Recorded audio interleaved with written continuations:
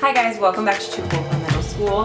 I would love to just sit down right now and have a little chat with you about something that I talk about a lot, I would say, like on Instagram and in my personal life and on podcasts, but I haven't made an actual video about this. It's a little intimidating because it's such a huge topic, but I feel like I have something to offer, a good framework at least for teachers who teach students who are from a culture or a racial or ethnic background that is different from their own. This is a really common position to be in. The racial diversity of teachers does not mirror the racial diversity of our students. So it's very likely that you will find yourself in a position where you're teaching students who have a different cultural or racial or ethnic background than you do. We could get into some of the reasons for that and why that is sometimes problematic.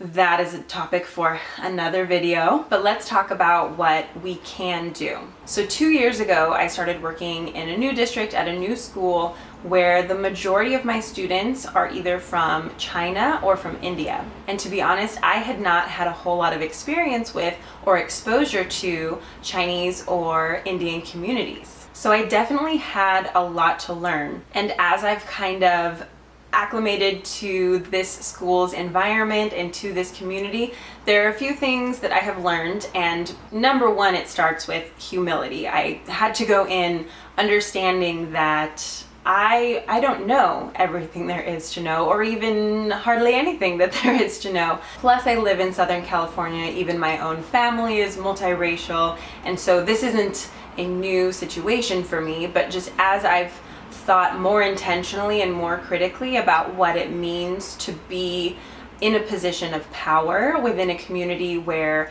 I am not part of the majority, I've recognized 3 key things that I always have to keep in mind.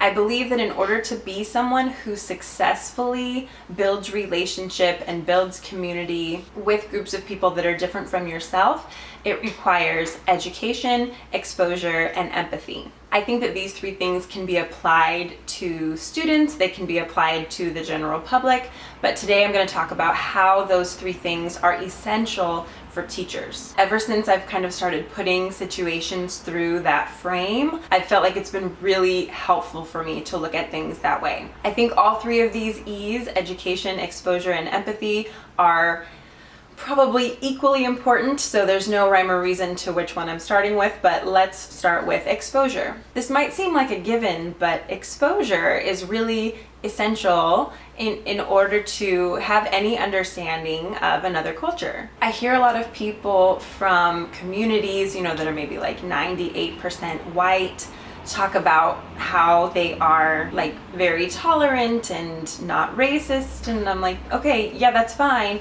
but without exposure to other people, you never even get a chance to like practice any of that. So putting yourself in a position where you are not the majority and you are not necessarily the one in charge is really, really critical. I think one place that we see this is people don't have a problem with like having students that are from a different background that they are, but sometimes when you have someone in a position of power or an authority above you, that's when people start to get uncomfortable. So I actually love the fact that my principal is female, Southeast Asian, and Muslim. I love being submitted to the authority of someone who is different from me and someone who understands being an outsider. I think that that's actually a great asset for leaders. So I know that you don't always have a ton of control over the exposure that you receive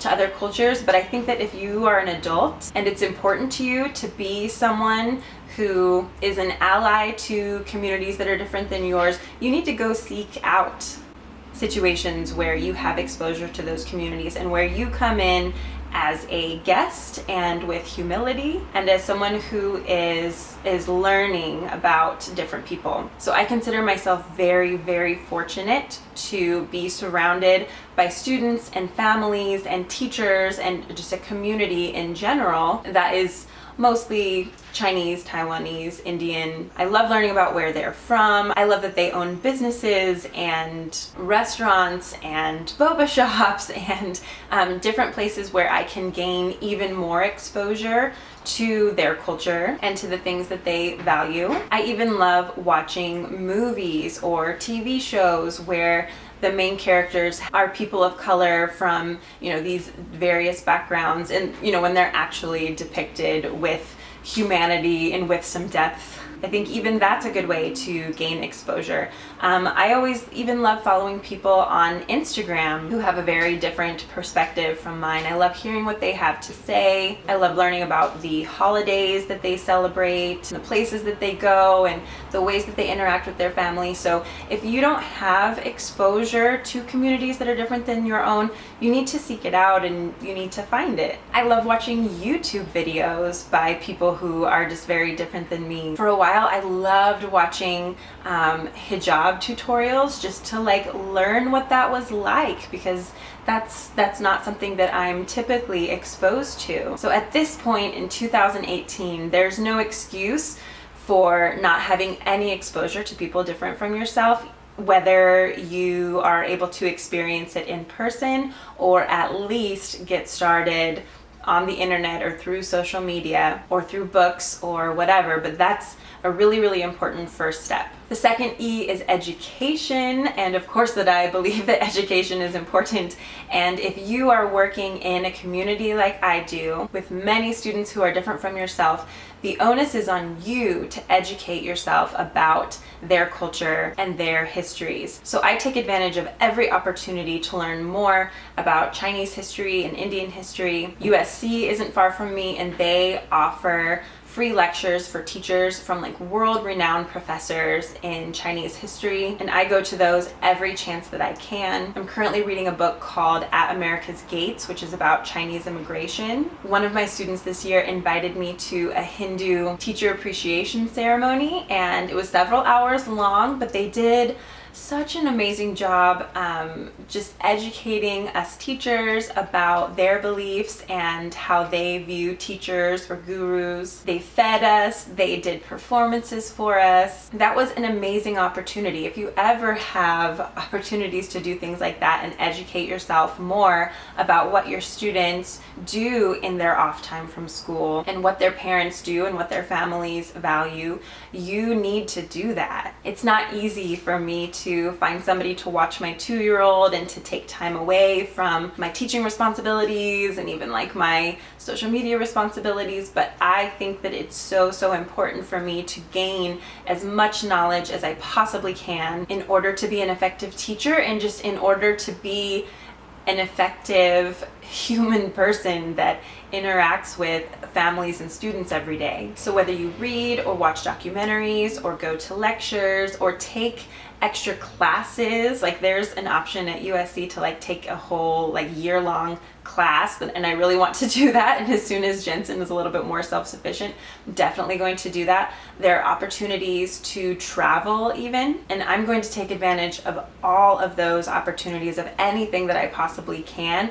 because it's so important to me to educate myself about my students' lives. Not their responsibility to do it for me, although they do a wonderful job of, I just love how my Indian students will bring in books that they read when they were children about different Hindu deities. They're kind of their bedtime stories. And during Chinese New Year, my Chinese students brought in decorations and found all kinds of videos for me and told me about all kinds of things that they do. So your students themselves are a great source of education for you, but you need to be doing things outside of that on your own. You can't rely on your students to educate you as the adult, but I think they can tell when you are really open to those kinds of things and allow them to have voice in your classroom and be the authentic teachers about what life is like for them. So the third E is empathy, and we can all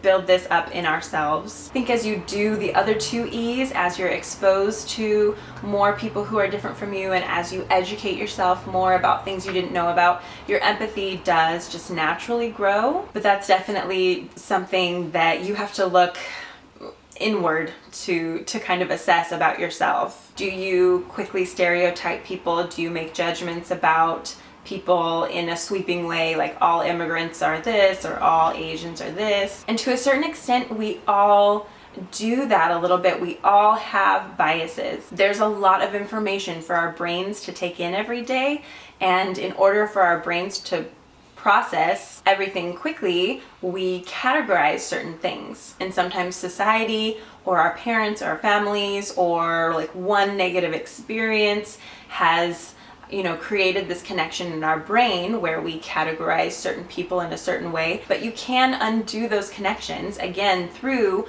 more exposure and more education and just being open to the idea that you might not be right. You might not know everything there is to know about everyone around you, and acknowledging that within yourself, you might prejudge people sometimes. So another resource that I would offer you for this is Facing History and Ourselves does some great work with looking at your own identity. For one thing, it's very difficult to do any of this work when you're in denial about your own identity. And particularly white people tend to feel like they don't have an identity, they don't have a cultural identity.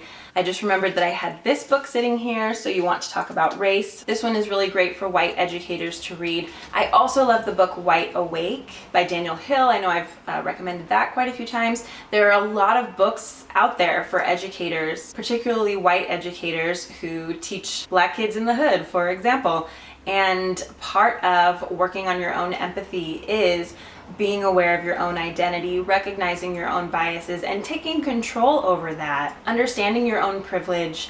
And rather than feeling attacked, or if someone tells you you have privilege, instead of hearing that you didn't work for whatever you have, or everything is given to you and you have no struggles, I think that's what people tend to hear, is just understanding that you have some doors that are open to you and some opportunities to do good in the world that other people might not automatically have, and you can use that privilege to do good. But you've got to reconcile your own feelings about that and come to terms with your own privilege and your own racial identity in order to truly do the work of racial reconciliation in schools. I mean, even just reading history, this is again like the education side, reading about the history, not just of segregation and separate but equal and Brown versus Board of Education, but understanding, that after Brown versus Board of Education, a lot of Black teachers were just fired as an entire group because white parents didn't want their kids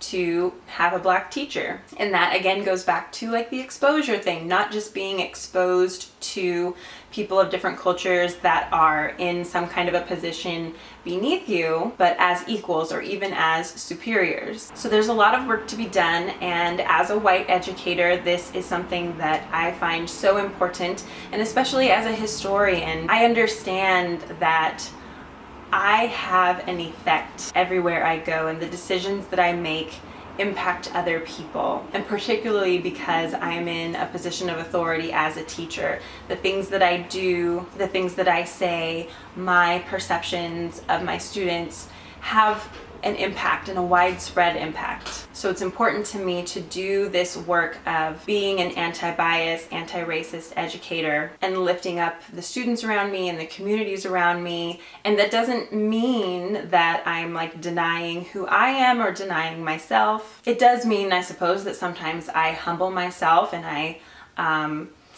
lower myself in a way so that other people can have more of a voice. But don't be afraid of that. You're not losing anything. And one thing that I would like to do more, reading on and research on, is how to convince white communities that diversity is good for them. And understanding other people and accepting other people is actually beneficial for them. I think so often, integration was viewed as oh, this is going to give just Black kids access to better schools, and we are making all these sacrifices for them. But that's not true. All of us having a better understanding and the skills and the empathy and the education and the exposure to people who are different from us, that is a valuable, useful skill. Okay, so I've been talking so long that my camera battery is about to die, but this is in no way a complete conversation. This is just a tiny, small starting point. These are just 3 things that I think are really important to keep in mind as you teach students from different backgrounds than your own: empathy, education, and exposure. I'd love to hear your thoughts on this, as long as they're constructive, and to hear what this has brought up in you. Thank you so much for listening today and for learning today, and I would love to talk more about these kinds of topics, so if there's something that you'd like me to go even further into, please let me know in the comments below, and I can work on that for you. So thank you again for watching today, and I'll see you in my next video. Bye.